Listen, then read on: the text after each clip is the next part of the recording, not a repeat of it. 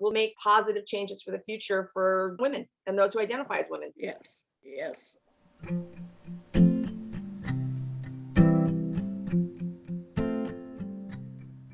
I see trees of green, red roses too. I see them bloom for me and for you, and I think to myself, what a wonderful world. Hi, I'm Michelle. I'm an assistant professor of practice, that's a mouthful, at the University of Arizona. It's nice to meet you, Ellen. Nice meeting you. I'm Ellen Pierce of Fremont Assisted Living now. Yeah. Great. And that's in Missouri, right? You're in Missouri? Springfield, Missouri. Oh, Springfield, Missouri. Okay, great. Good. Well, we're here to talk about Women's History Month, so I'm looking forward to talking with you. I'm interested in learning more about History Month. I've been studying it for a long time, but Great. Do you have any questions to start us off? okay. Why is History Month important? Well, that's a great question. I would say that Women's History Month is important because still to this day, we don't necessarily talk about women in our history education in elementary school classes or high school classes, or really even a lot of college classes.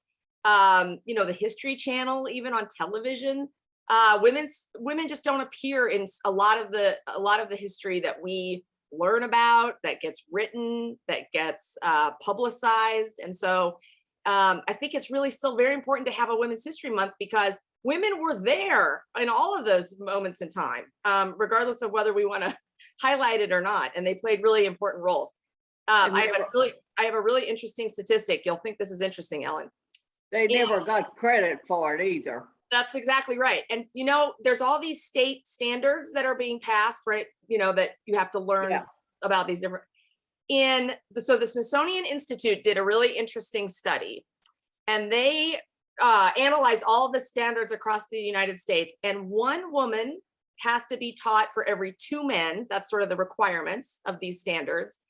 And then of the women who are required to be taught, 65% of them are white women, and 30% are Black women, and then only like 1% are all other races of women. So it's just fascinating to think that even within the standards, we're being asked to, underplay how important women have been in the past. So that's why I think Women's History Month is really important. They've not been given the credit that they've had over the years. That's And right. I wanted that history house built in Washington, D.C., and I've contributed to that for about 6 years. Oh, that's fantastic. Yeah. Yeah. And I still can't, I'm going blind now and I can't read their material. So I just want my family to remember that they're there for help when they ask for it. Yeah, that's great. Well, and that's something else that's really interesting. I think, do you know where Central Park is in New York City? I've been through there, but not there. But it's this like really big, important park, right? Right in the middle of the biggest city in the United States. And just in I'm going to get my date wrong, maybe 2017, 2018 was the first time a real woman, a statue of a real woman, not a mythical figure like a goddess, was actually put up in Central Park in 2017. It took us that long to get a statue of real women, and it's of Elizabeth Cady Stanton, Susan B. Anthony, and Sojourner Truth. And so it's the women's voting rights folks that they made into the statue. But your point about needing to have visual reminders of women's importance, it's really, really important. And there aren't very many of them in our communities still. why is History Month important? It certainly is to the women, I know that. Yeah, I think that's another important point, Ellen, that women, when we see, right now we're watching a historic moment in the Supreme Court with the confirmation hearing of Judge Jackson.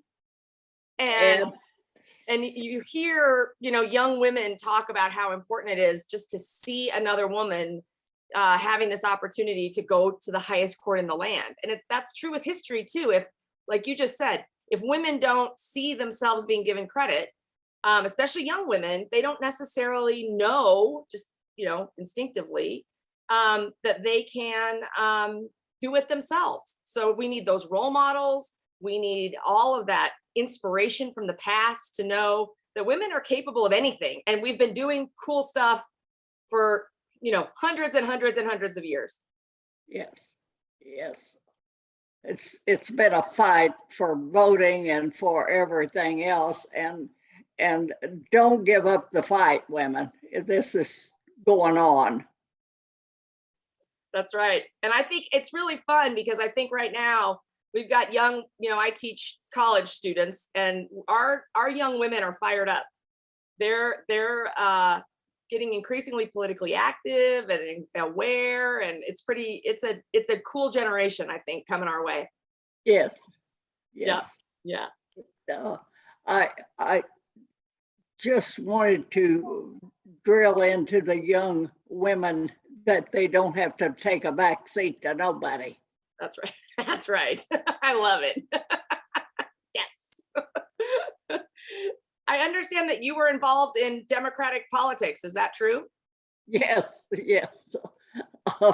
Over 30, 40 years. That's all. My mom was too. That's how I became interested in politics and history. Was my mom was a Democratic. She was like the only Democratic woman in the county I grew up, I swear. She was the only one. We started a club out in Prescott, Arizona, and finally got like 300 women to join. And I thought that was a plus in my book, but the lady that helped me start it was a teacher from Phoenix. And she came up and she had taught 46 years. And when they had her 90th birthday, she, all of her students, almost 300 of them showed up at the Ramada to honor her. And I sent money to NAU for her nursing degree. Oh, so that's awesome. So where are you from, Arizona? Did you live here? Huh? Did you live in Arizona? Are you from Arizona? Yes, we lived here. My husband retired from Springfield and we moved out there, and we were there like 27 years. So yeah, I was in the fight out there as well as here in Missouri too. So yeah. That's all. Well, I'm sure you followed last election that we finally went blue, and that's because of people like you. They've been in the trenches fighting for a long time. So thank you. Congratulations. That's awesome. I was a delegate to Bill Clinton and also a delegate to Carter. But when I got down to ASU, they told me that they had a quota in Arizona. I had never heard that word quota. But when they said Indian, I just stepped aside because we had tied. And so, yeah, you've got to step aside and let somebody else take the ball and go with it. Yeah, that's great. That's very cool. Well, it's so interesting. Good. Well, you're probably familiar with, this is the other thing about women's history, right? I think we have a tendency to celebrate very well-known people, right? Like Susan B. Anthony, which is great and very important. But there's, so much of everyday women did so many important things that I think by the 1980s in the field of history, ordinary women started to become very important to be studied. So when I was thinking about Prescott, right, Charlotte Hall, I don't know if you remember learning about Charlotte Hall in Prescott. She was a really Charlotte Hall, yeah. Yeah. So she's this very cool person who was a leader in her community. She was a ranch woman, so leader in her family and her business, but she also really understood how important it was to tell the stories of ordinary women, right? The day-to-day stuff that women do to support the economy in their homes, the day-to-day stuff that they do to raise the next generations, all the different jobs that women do both in the home and out of the home. And so I think women's history started by talking about the famous women.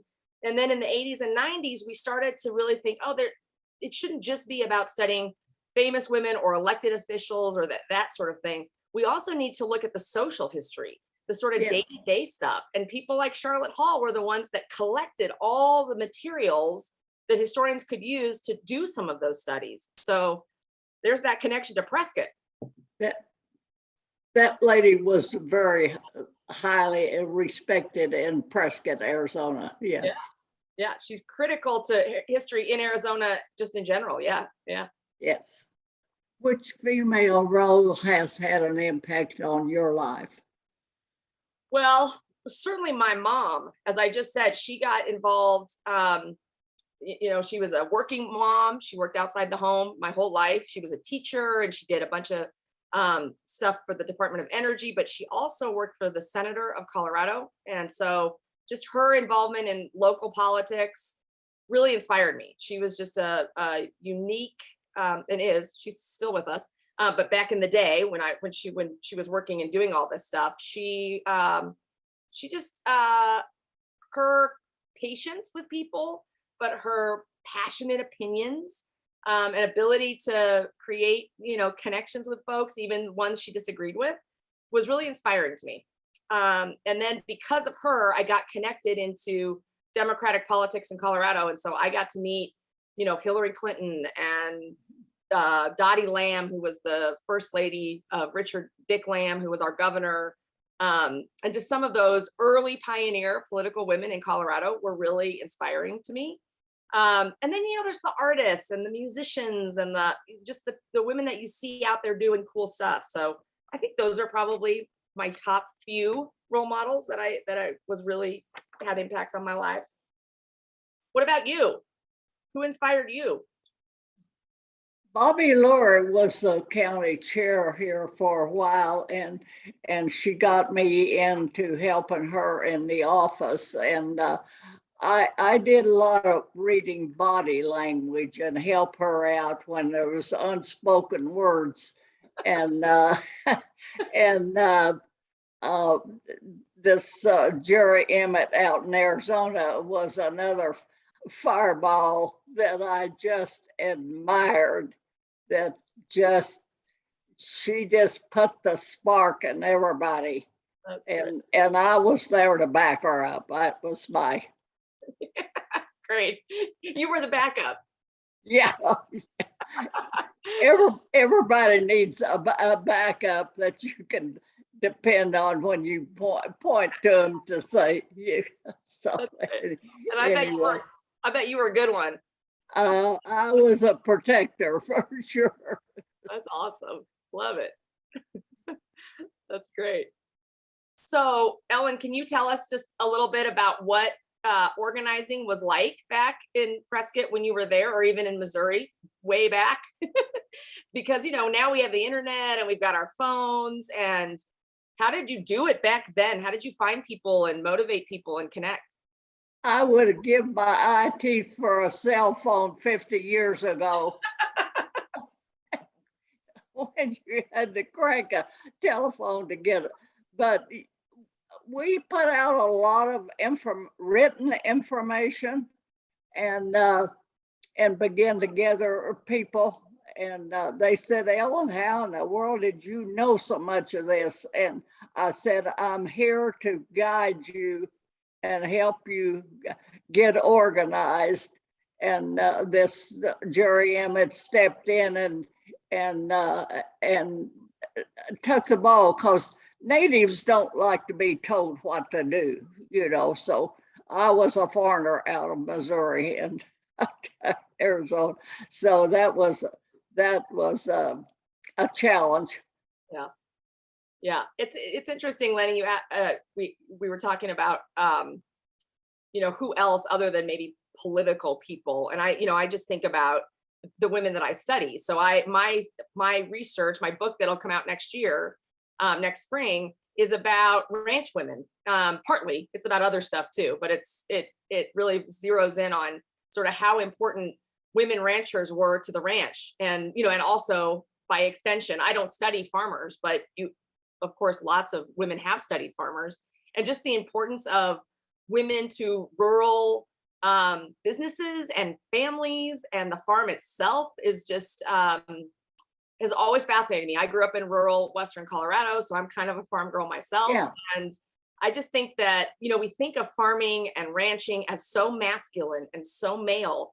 And that's true with so much of what we think about society. We think of the sciences as male dominated, and they have been. Males have been, mostly in positions of recognized power. But I think women have had unrecognized power in all of those spaces.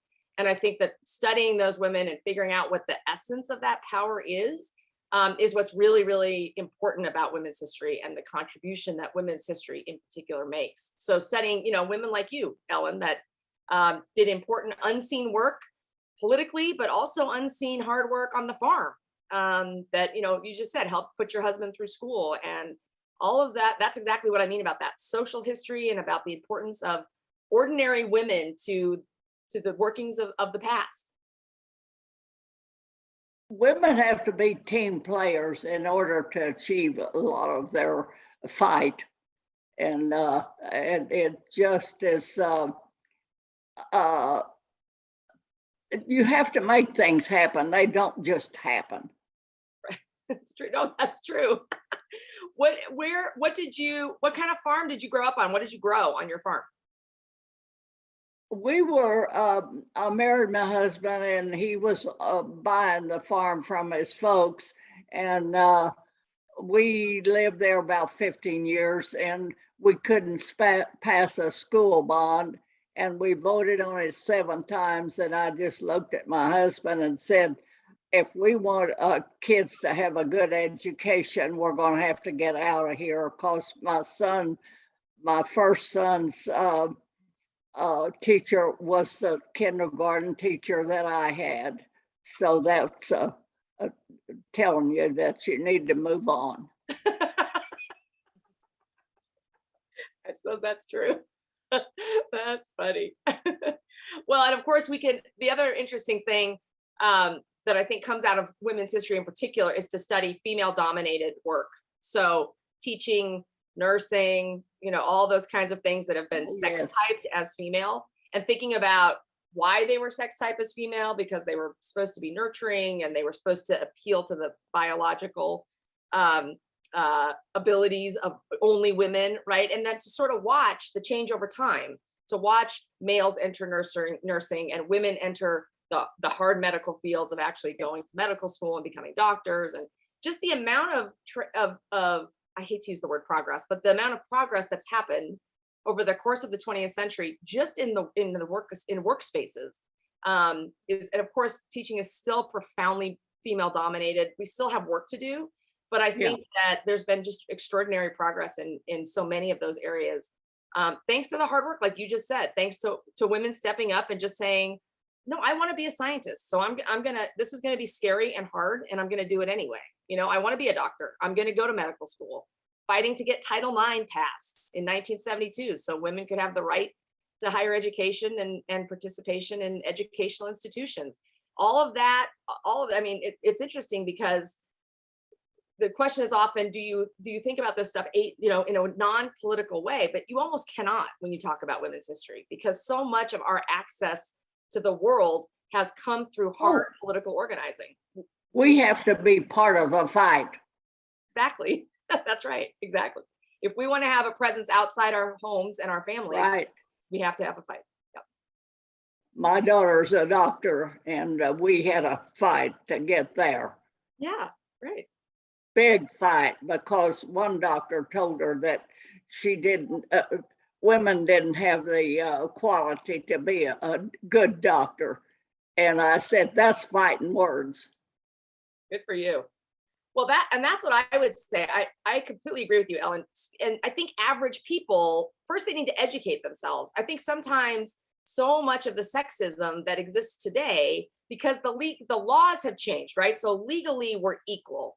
So the next step is sort of cultural stuff, cultural assumptions about who women are, like this doctor that you just talked about.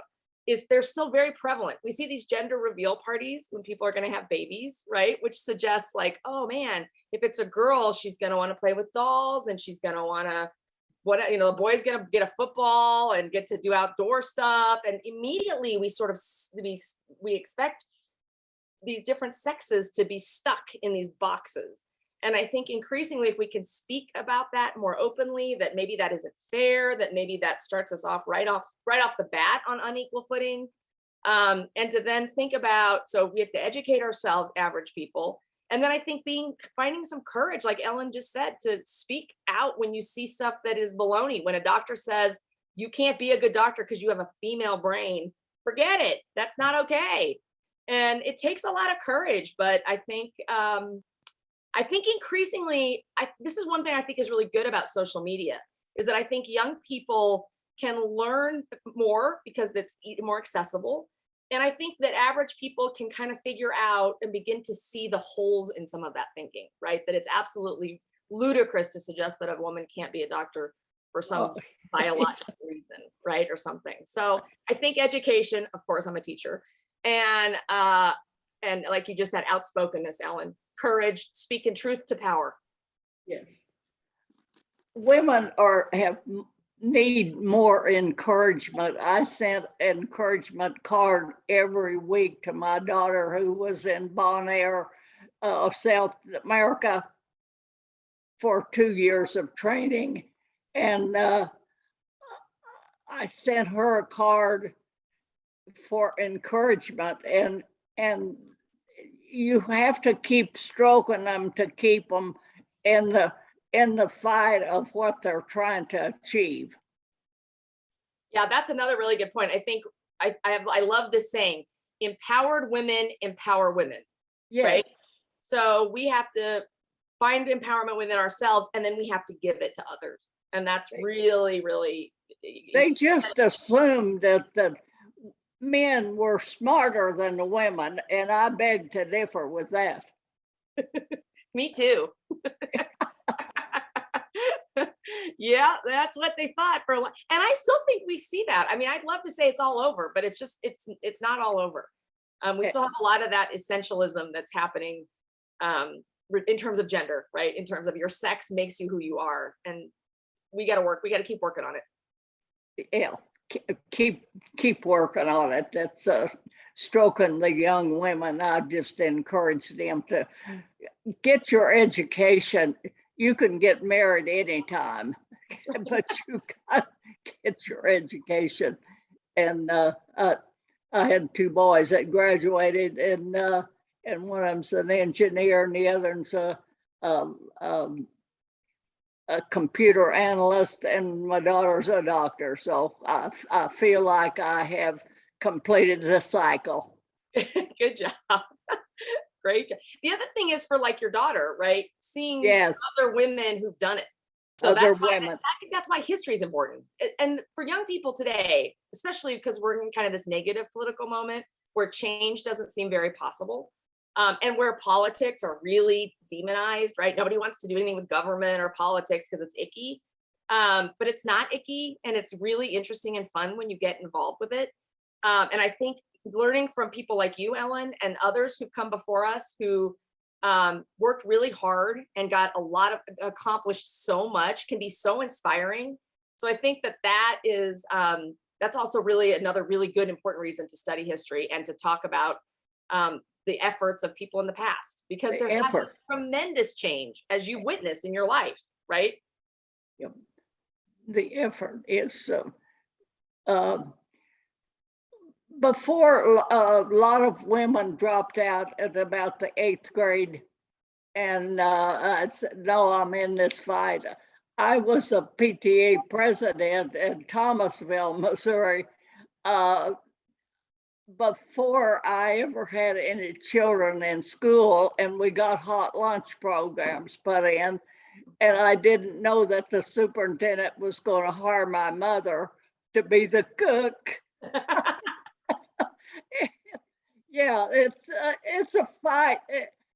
Encouraging young women to say, this is the top, this is the ceiling, Yeah. and glass, and go for it. Yeah, agreed. I got in politics to get the men out and have some women's decisions in there. Finally, we're getting some of the men toned down, and so the women can move in. Yeah, this is kind of a deeper hurt, I think, a more abstract Yeah, thing. But when so you'll meet people who are kind of anti-feminists, to use the word, who suggest, well, if women really aren't different, which is what you feminists say, right? Or they're not uniquely whatever inferior, then why do we even need them at all, right? Or why does having them there make a difference if they're not different, if they're not different than men? And I would just grab a hold of like Jane Addams. I don't know if you know who Jane Addams is, but was one of the first she might have been the first female Nobel Prize winners for the United States. She's in the early 1900s, and she's a role model that I never knew, right? But who's so cool. And she did tenement work in sort of the inner cities with immigrant families. But she was also a big time women's suffrage advocate. She wanted women to have the right to vote. And her argument was interesting because she said kind of what you're just implying, Ellen, which is that women have unique life experiences. We don't need to even talk about biology. We don't even need to talk about whether or not genetics make women different intellectually or emotionally than men. That's irrelevant. Society has made it so that they've had different experiences. So Judge Jackson, who's being confirmed hopefully on the Supreme Court, she's had a different life experience because she's a Black woman. And having that perspective, she's not inferior or anything of the sort because she's a Black woman, but society has suggested over time that she is, or that at least her foremothers were. So she's had a different life experience, and that different life experience, that different perspective, should be represented everywhere. It should be represented in the Supreme Court. It should be represented in college classrooms. It should be on the board of the Fortune 500 companies. All these different life experiences that are unfortunately gendered in our society still to this day. Women deserve to be there and will add something unique because of their unique life experiences. And so I think that's one of the reasons why it's important to continue fighting to have women equally involved in all of those aspects of life. Absolutely. It's just been mind-boggling to me that the women fought during the other war were pilots and all, and they never were recognized, that they recouped or down pilots behind the lines and saved their lives a lot of times and never got credit for it. That's right. Yep. And we do overlook, I think in general, we've overlooked the importance of war, actually, to bring women out of the home, out of those domestic roles and into the places of work and into the military, and even into political positions. And World War I was a baby start to that. And then World War II, right, with Rosie the Riveters and what have you, they really were watershed moments in American history for women. I think the 1950s was sort of a conservative decade right after the war, but I think we can argue that that wartime generation, which I'm not sure how old you are, Ellen, but it might be your generation, that's kind of started in the 60s with second wave feminism and went, wait a second, we did all this stuff in the war, then you shoved us back into the house. We're not happy with that. We want back out into the public world to make contributions other than just having children. Yeah, no longer the cookie cutter. Yeah, right, exactly. Yep.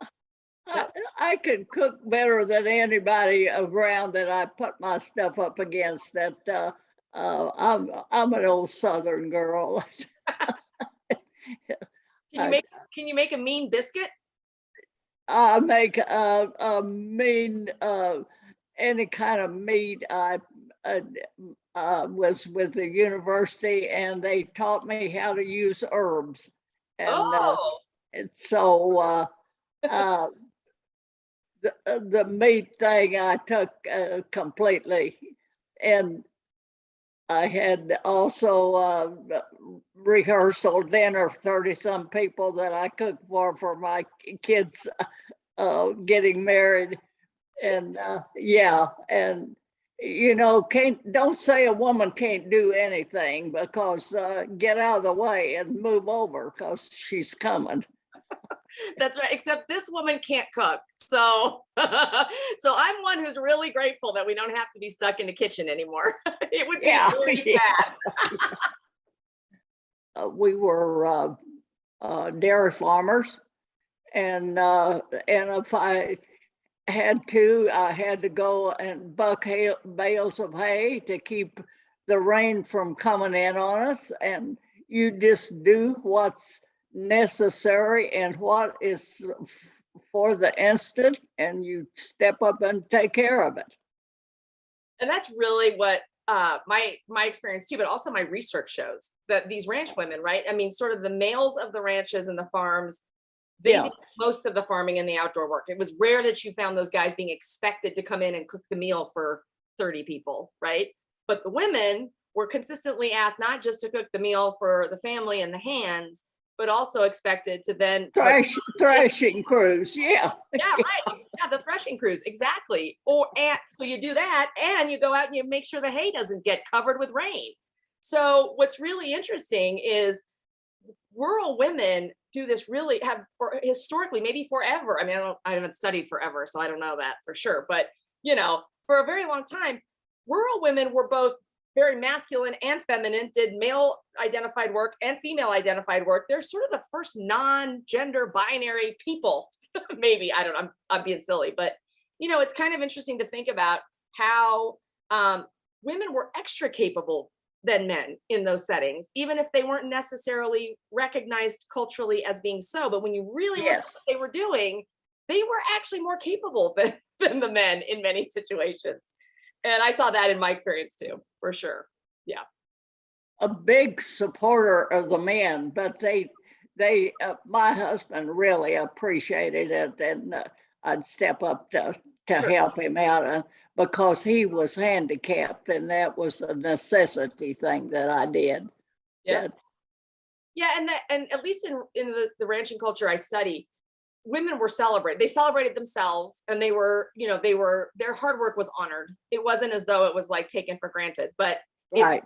that sort of that important analysis of women really are doing all of it. When we say we Yeah. can do it all, Heavy lifting, yeah. I've been doing it all for a long time. Yeah. I got tired of the men making rules for us women, and we were not there to vote on it and vote against it. And I said, the thing I got accomplished was I wanted it out of smoke-filled rooms, and I wanted it out of men dealing under the table, and I got at least the smoke-filled rooms. I didn't get the men out of the dealing under the table without the women having a voice in it. Yeah. Yeah. So that's the end of my fight. That's great. Well, I think that what we've learned today for sure from Ellen is as a role model herself, that the fight should never end, right? That we keep going, we keep trying to educate, to think about what it means to assume things. Educate. Yep, to assume things about women. If you find yourself assuming things, check in with yourself a little bit. I would say in terms of women's history and Women's History Month, we talked a little bit about how Ellen did all the organizing, back in the day, in the 50s, 60s, 70s, the writing and the flyers and the going to the door to door and maybe even making some phone calls. Oh, yeah. And so it was hard for generations before ours, so the one we're living in right now, to connect with other women, to learn about women's history, to become politically active. And that's not the case anymore. We have the internet. We have a lot of dedicated scholars and professionals and academicians and librarians who are really interested in lighting and showing the spotlight on women's accomplishments currently and in the past. So you can access, when I say educate yourself and learn more, that's what the everyday person can do, and have some ideas in the forefront of your head to talk about when issues of sexism come up. You can do that. It's out there. It's the Smithsonian has great stuff. The National Women's History Association has amazing stuff. So you can begin to, if you're interested, you can just quickly Google who Jane Addams is, and you can go figure out who Charlotte Hall is. And there may not be as much information about Charlotte Hall as there is about Abraham Lincoln, but there is information that's available. And so I think that that's the really amazing thing about the moment we're living in, is we can find those role models. We can learn those stories. They weren't always successful. There were a lot of failures of women trying to do inspiring new things over the time. They need moral support. Yeah, but they never gave up because they had moral support. That's exactly right. So I think that's probably the most important thing Ellen has said, is that we have to keep trying, and we have to keep giving one another support and love and encouragement. And in that way, we'll just continue to make positive changes for the future for young women and those who identify as women. And for the world, and a cleaner world for all of us to breathe and good water and things like that. There's still a fight for the women, for their families. Well, that's really now we're at the end, Ellen, but that's really my favorite thing, is to talk about women's involvement in environmental causes. Right. But now we're probably out of time, but that is, they've led the fight for that forever. Saving songbirds, getting clean water to drink, getting clean air, making sure that workers in the fields aren't being poisoned to death. Those have all been women's causes, right? Dolores Huerta and, sort of the early songbird associations in the early 1900s. I mean, we could do a whole nother one on women's environmental activism, but we're probably out of time. But you're absolutely right. That's there's still a fight to be had. Oh, I think so. I think it's the fight. If you ask me, you want to hear me get real radical, it is the fight, is environmental stuff, and women are going to do it. Goodbye, Michelle. It's been delightful. Goodbye, Ellen. Thank you so much. It was so much fun. Oh, same here, and it's good to know that you were from Arizona in our fight out there. So. It was such a small world. It was so great. Yes, it is. Thank you so much for your time and all your good work. Thank you for interviewing me. And I think to myself, what a wonderful